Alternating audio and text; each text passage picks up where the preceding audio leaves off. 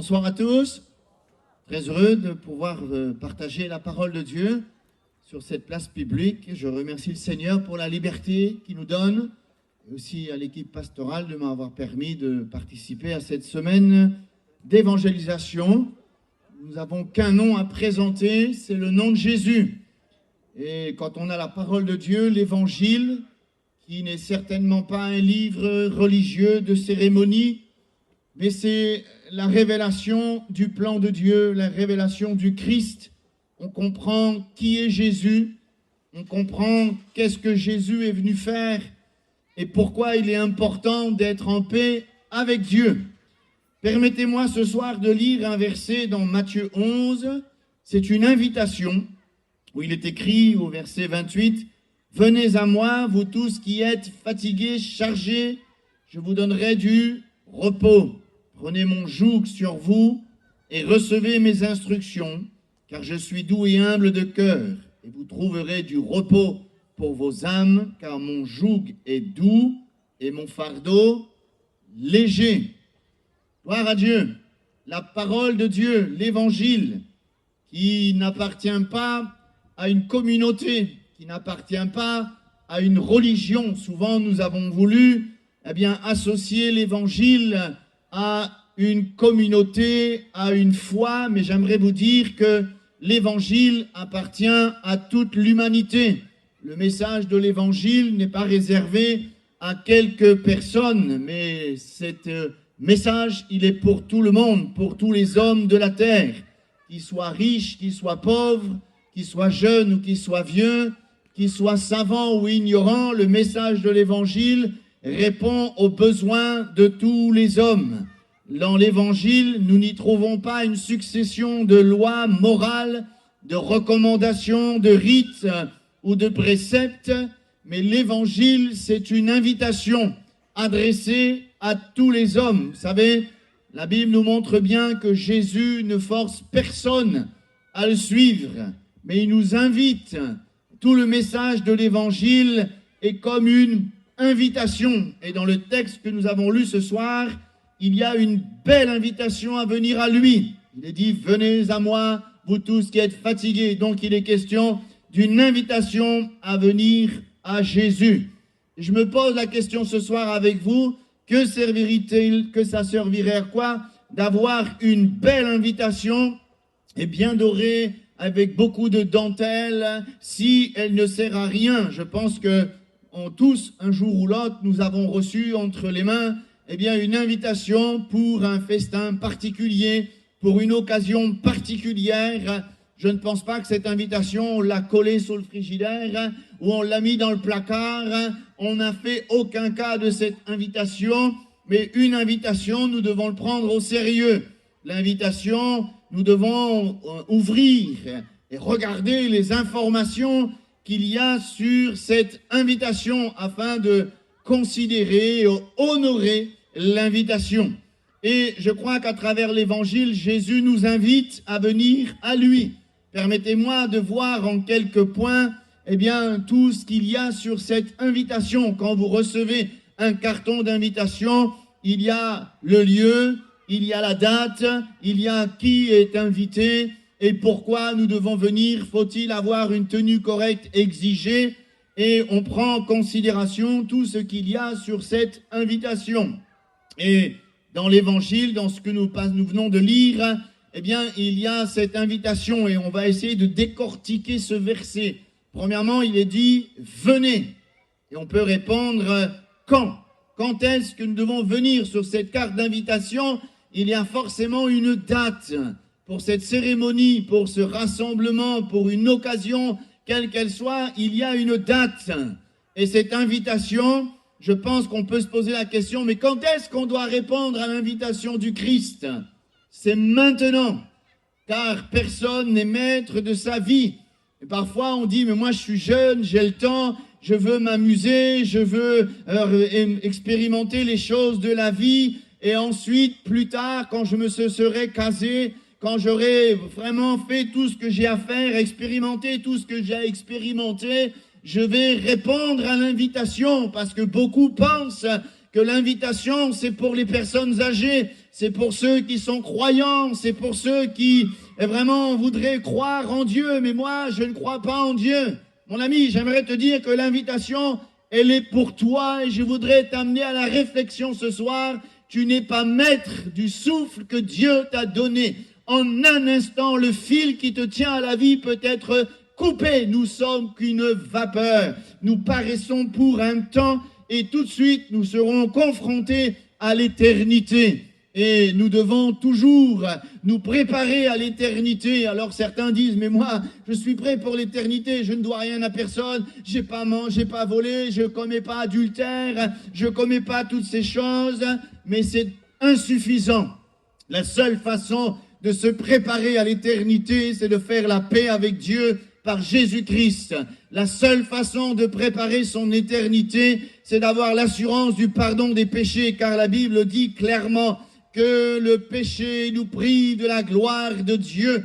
Dieu est saint, il faut que celui qui s'approche de lui s'éloigne de toute iniquité. Mais force de constater que nous n'en avons pas la force, mais la force, elle est dans le sang de Jésus. Ce soir, tu dois confesser tes péchés maintenant. C'est ce soir le rendez-vous de Dieu. C'est ce soir que tu dois avoir l'assurance de ton salut. Ce soir, c'est le rendez-vous de Dieu pour toi et ne remets pas demain ce que tu peux faire aujourd'hui. J'aimerais vous raconter une brève anecdote dans une campagne d'évangélisation comme celle-ci.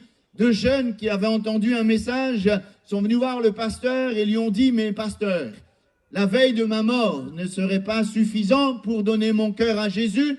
Et le pasteur de les regarder d'une manière un peu ironique. « Bien sûr, la veille de votre mort, si vous donnez votre vie à Jésus, vous serez sauvés. » Donc ces deux jeunes sont repartis tout contents en disant « Mangeons, buvons, demain nous mourrons. » Et le soir, le Seigneur a travaillé leur cœur. Et ils sont revenus le lendemain soir. Et à la fin de la réunion, ils ont été voir le pasteur. « Pasteur, on a un problème. Bien sûr que la veille de notre mort est suffisant pour donner notre cœur à Jésus, mais on ne sait pas quand est-ce qu'on va mourir. » Alors le pasteur devait regarder de haut et dit « Maintenant c'est l'heure de Dieu. Il faut que tu puisses te repentir et donner ton cœur à Jésus maintenant. » L'invitation, quand?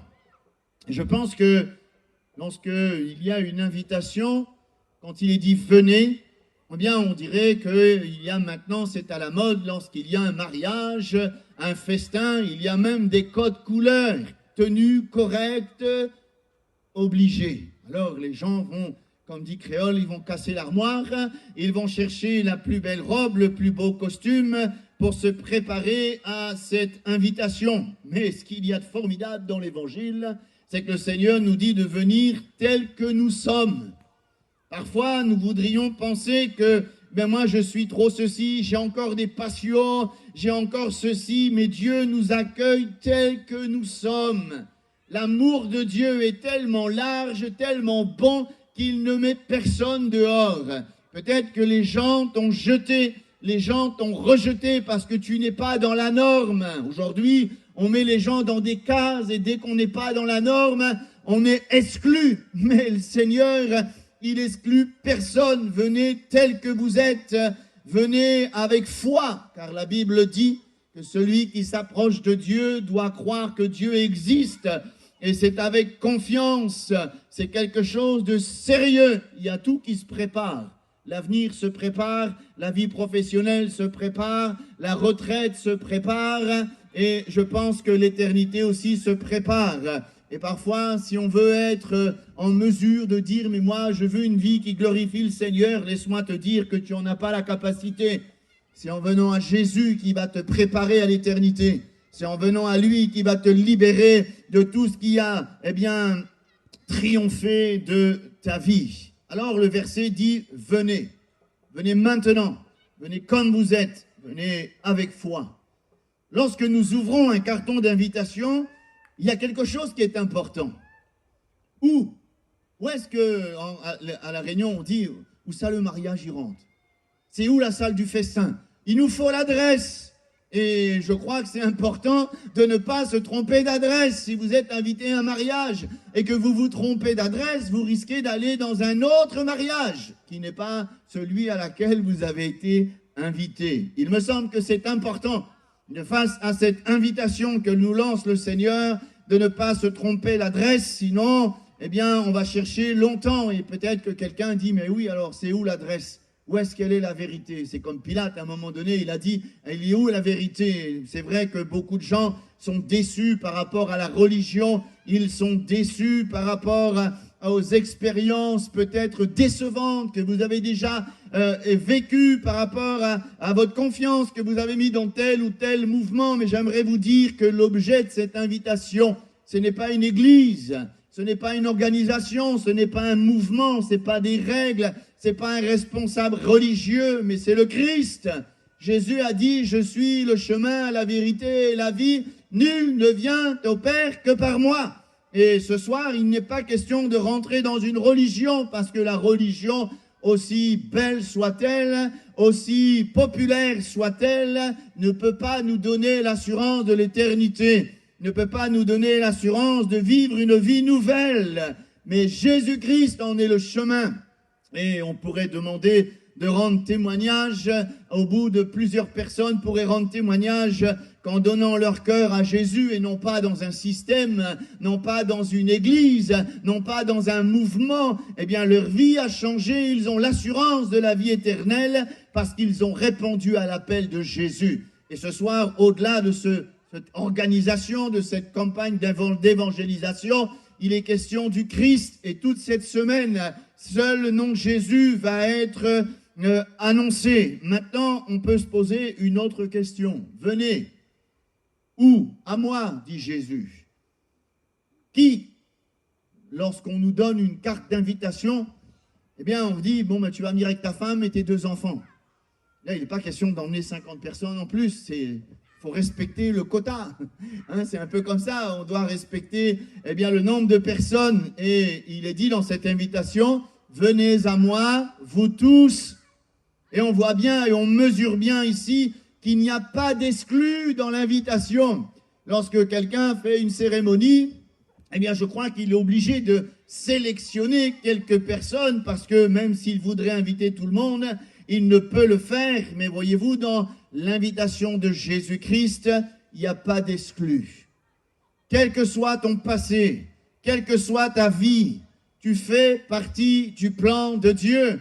Tu fais partie du plan de Dieu. Et le Seigneur, il ne te exclut pas. Peut-être que, comme j'ai dit tout à l'heure, tu ne rentres pas dans la norme, on t'a mis de côté, tu es trop ceci, trop cela, trop caractériel, trop ceci. Peu importe, tu fais partie du plan de Dieu. Et dans le plus grand verset de la Bible, Dieu a tant aimé le monde. Et le monde ici, c'est toute l'humanité. Tu fais partie du plan de Dieu et l'invitation, elle est pour toi. Et comme dit dans Ésaïe 55, verset 1er, vous tous qui avez soif, venez à Ozo, même celui qui n'a pas d'argent, venez acheter, manger, venez acheter du vin et du lait sans argent, sans rien payer. Il est question de venir par la foi, mais toi aussi tu peux connaître la présence du Seigneur. Toi aussi tu peux vivre une expérience. Toi aussi, tu peux avoir l'assurance de la vie éternelle. Toi aussi, tu peux expérimenter la puissance de Dieu. Il n'y a pas d'exclus. Le Seigneur, il t'aime comme tu es. Et tu dois venir comme tu es. Hein, l'amour de Dieu est tellement puissant qu'il nous accepte tel que nous sommes. Mais il est tellement grand qu'il nous transforme. Et c'est en venant, en répondant à son appel, que notre vie peut changer.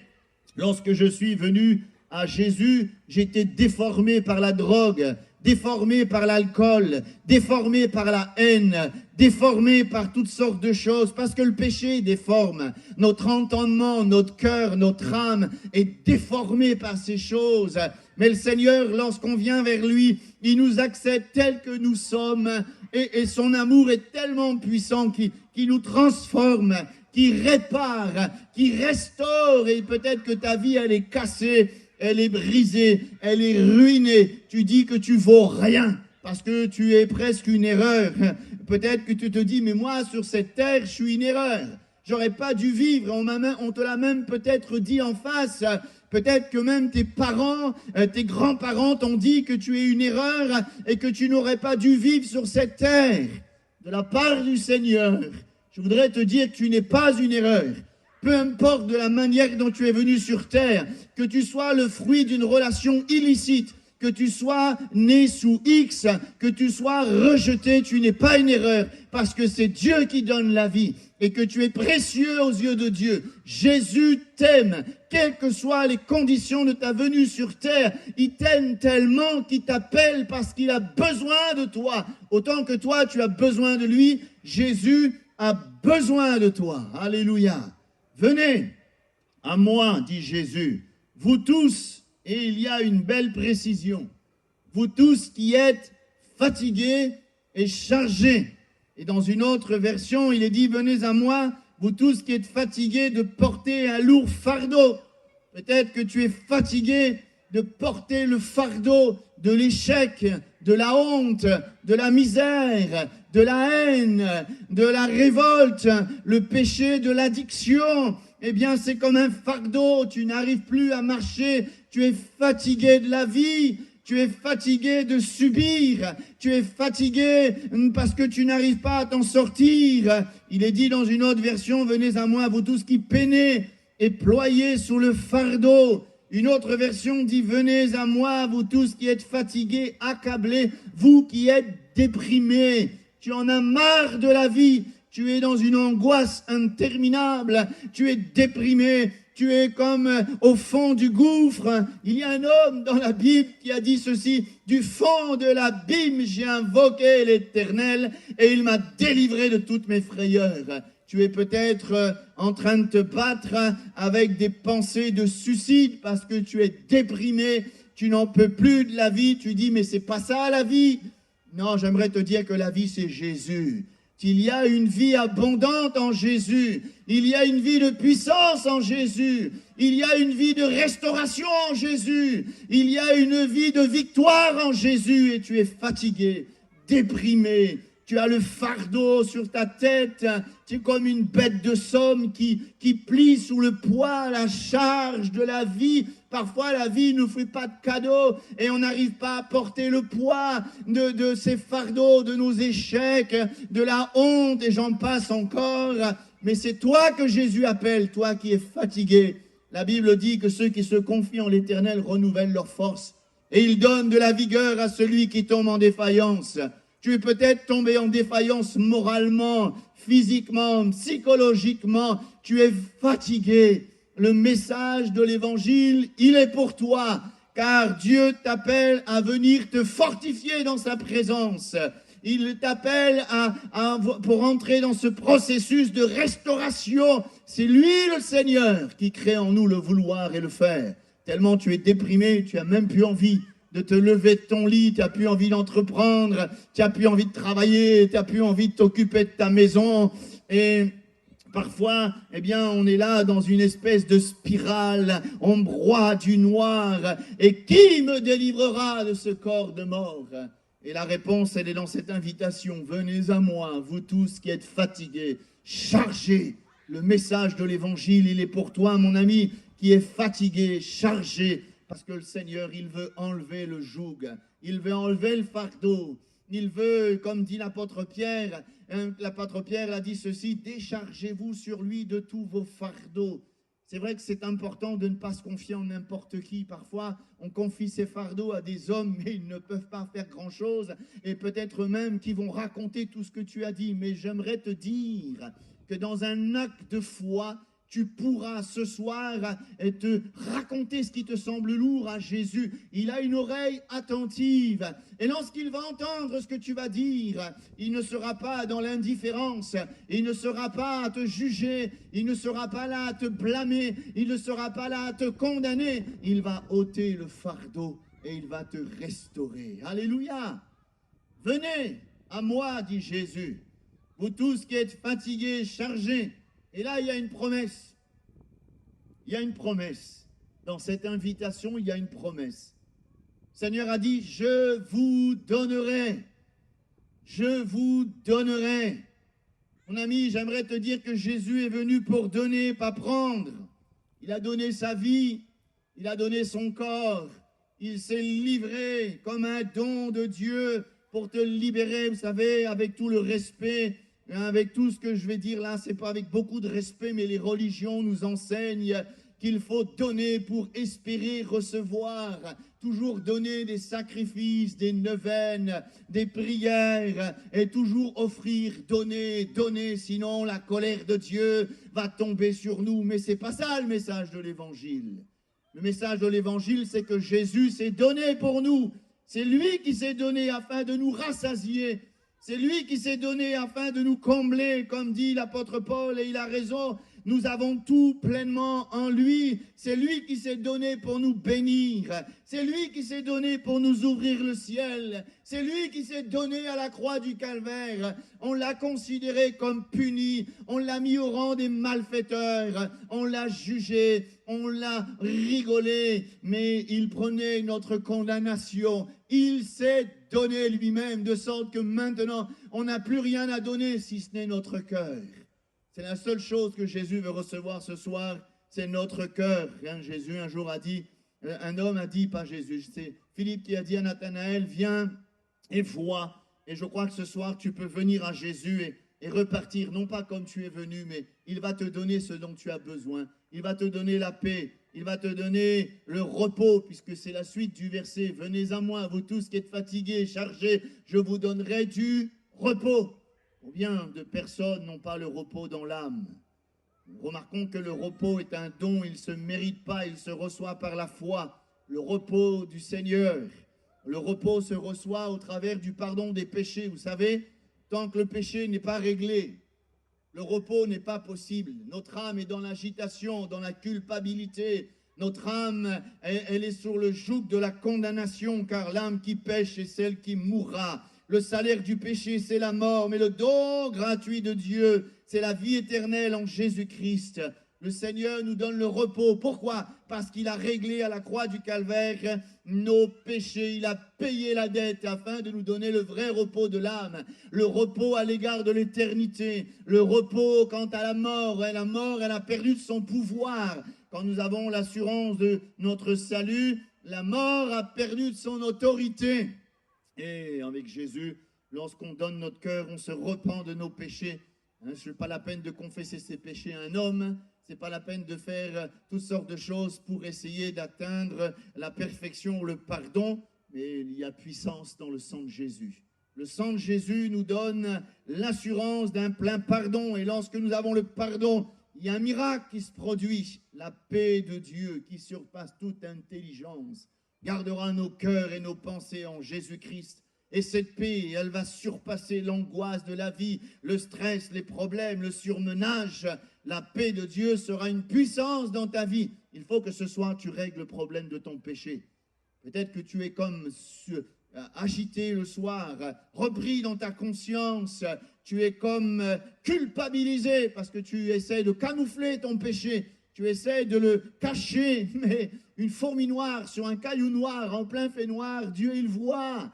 Et il voit ton péché. Ce soir, il ne veut pas te juger, il veut t'emmener à la repentance. Si tu confesses de ta bouche tes péchés à Jésus, il sera fidèle et juste pour te pardonner. Et si ce soir, tu repars d'ici pardonné, tu auras la paix de Dieu, qui est un véritable miracle, qui va t'accompagner dans toutes les épreuves de la vie, parce qu'on n'est pas en train de dire qu'on est chrétien, on n'a pas d'épreuves. Mais combien la paix est une puissance dans l'épreuve. Alléluia. Alors, j'aimerais terminer quand même avec quelques conditions pour que ces promesses s'accomplissent. La suite de ce que nous avons vu, il est dit « Prenez mon joug sur vous ». C'est-à-dire, le joug de Dieu, on pourrait se tromper en disant que, voilà, si je donne mon cœur à Jésus, j'aurais plus le droit de faire ceci, j'aurais plus le droit de faire cela. Ne regarde pas les choses comme ça. Regarde plutôt ce que tu vas recevoir avec Jésus. Je crois que la vraie liberté, elle est en Jésus-Christ. Recevoir le joug, ça ne veut pas dire d'être sur une domination, mais ça veut dire soumettre notre vie à la volonté de Dieu. Jusqu'à maintenant, tu as voulu faire ce que tu voulais faire toi-même, dans le sens où tu as voulu prendre les rênes de ta vie et tu en as été le maître, tu as fait ce que tu veux. Regarde le résultat aujourd'hui. Par contre, si tu donnes les rênes de ta vie à Jésus-Christ, il va te conduire dans toute sa volonté.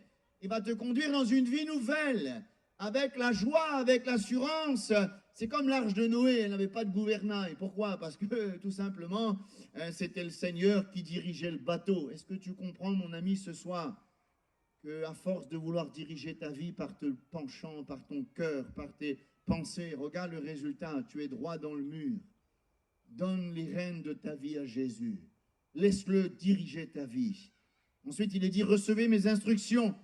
Et lorsque nous mettons notre vie sous l'autorité de Jésus, il va nous apprendre. Des fois, on dit, mais comment faire? C'est impossible de vivre toute la parole de Dieu. Les commandements de Dieu sont pénibles. Ça, c'est le raisonnement humain. Mais lorsqu'on donne notre cœur à Jésus, doucement, doucement, comme un enfant, il commence à se mettre debout, ensuite il marche, ensuite il saute, il court et il progresse dans la vie. Et je crois que Dieu ne méprise pas les faibles commencements, mais il veut t'instruire. Si ce soir tu es sincère en disant, Seigneur, donne-moi de pouvoir faire ta volonté, apprends-moi à prier, apprends-moi à lire ta parole, à la comprendre, à la vivre, à la mettre en pratique. Mais ces choses sont une réalité si tu donnes ton cœur à Jésus. Il va te façonner. Il dira ensuite, je suis doux et humble de cœur, et vous trouverez le repos pour vos âmes. Et là, il est question de l'éternité. Il est question du repos du cœur. Alors, je vais terminer pour qu'on puisse prier pendant que le temps nous le permet encore. L'évangile, ce n'est pas la religion, ce n'est pas un livre de cérémonie, ce n'est pas un livre mystique, ce n'est pas le livre de la mission salut guérison. Ce livre, c'est un message pour l'humanité, pour tous les hommes. Et dans ce livre, il y a une invitation qui t'est adressée. Et je vais la redire, cette invitation. Jésus a dit, venez à moi, vous tous qui êtes fatigués, chargés, je vous donnerai du repos. Cet évangile, c'est un appel divin. Il y a une déclaration d'amour pour celui qui veut l'entendre. Et j'aimerais juste terminer en disant, est-ce que tu entends l'appel de Dieu pour ta vie? Est-ce que tu as entendu le message?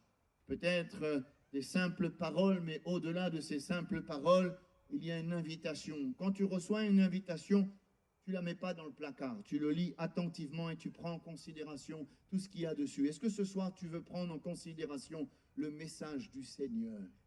Jésus, il t'aime et il t'appelle. Non pas simplement un grand festin, mais il t'appelle à être en paix avec lui pour être un jour avec lui dans l'éternité. Couvrons notre cœur, prions le Seigneur.